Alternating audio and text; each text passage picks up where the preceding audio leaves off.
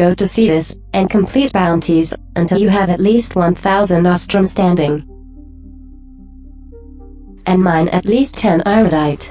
Go to the fishing shop, and purchase a fishing spear, and at least 1 luminous dye blueprint.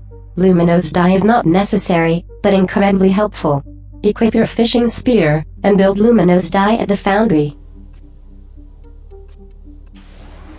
Travel to plains of Eidolon, and find a big body of water. Use your spear, and then luminous dye. Fish.